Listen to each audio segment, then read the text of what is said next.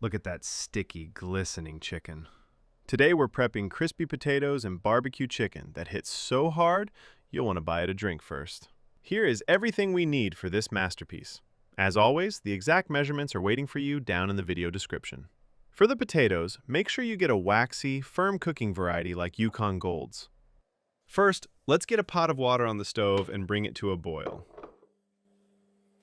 While that's heating up, we're going to chop our potatoes into bite-sized pieces, coming out to around 2 to 3 centimeters, or about an inch for my friends across the pond using Freedom units.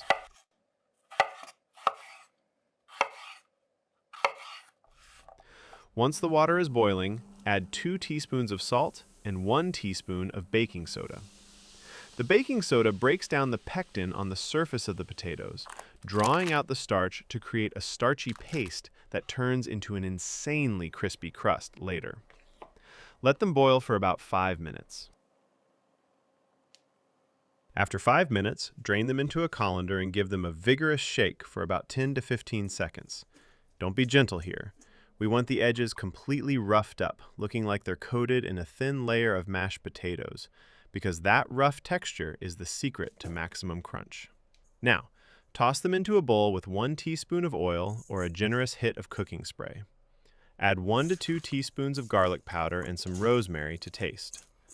Dump them into the air fryer at 180 degrees Celsius, around 350 degrees Fahrenheit, for 25 to 30 minutes.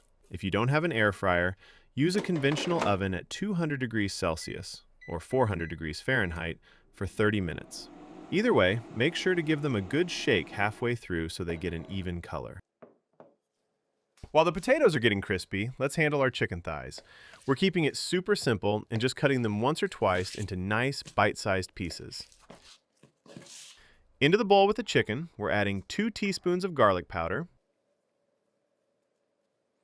2 teaspoons of onion powder, 3 teaspoons of smoked paprika, 2 teaspoons of black pepper, 1.5 teaspoons of salt, half of our low-sugar barbecue sauce. I'm using one that's 45 calories per 100 grams, and finally, the honey. Now, don't be shy. Give it a nice, deep massage. Really get in there. If it feels slightly inappropriate, you're doing it right. Now, grab a baking sheet lined with parchment paper and give it a quick spray. Spread the chicken pieces out so they have some breathing room, hit them with a final touch of oil, and bake at 200 degrees Celsius or 400 degrees Fahrenheit for 18 minutes. While the chicken gets its tan, let's talk about the optional green stuff. I love green beans with this, but use whatever you want, or leave it out entirely if you hate vitamins. To save time, I use pre-cooked canned green beans. Drain them, give them a quick rinse under running water, and toss them with 1 teaspoon of garlic powder, 1 teaspoon of summer savory, and salt and pepper to taste. Throw them into a screaming hot pan for 2 to 3 minutes. We want to flash fry them until the surface moisture is completely gone. This stops them from getting soggy and watering down your meal prep containers later. Once those 18 minutes are up, bring them out. Take the remaining half of your barbecue sauce and paint it generously over the chicken. If this view turns you on as much as it does me, do yourself a favor and hit like and subscribe. Don't worry, your secret is safe with me. Now, switch your oven to the broil function. Put the chicken on the top rack for 4 to 5 minutes to let that sauce caramelize into a sticky, sweet glaze. Meanwhile, our potatoes are ready to go. Hit them with a little salt, give them one last shake, and it's time to box everything up. Just look at how unbelievably good that chicken looks. Let's get this divided up into our containers. This batch makes exactly 5 portions. If you aren't eating this right away, keep the components separate inside the container.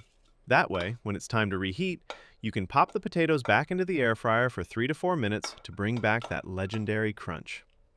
The chicken and beans can just go into the microwave for 2 to 3 minutes at 600 watts, or get a quick toss in a hot pan. Each portion comes out to just under 500 calories and a solid 43 grams of protein. This will easily last in the fridge for 4 to 5 days without any issues. If you want another macro-friendly recipe that actually tastes incredible, click right here. I'll see you over there.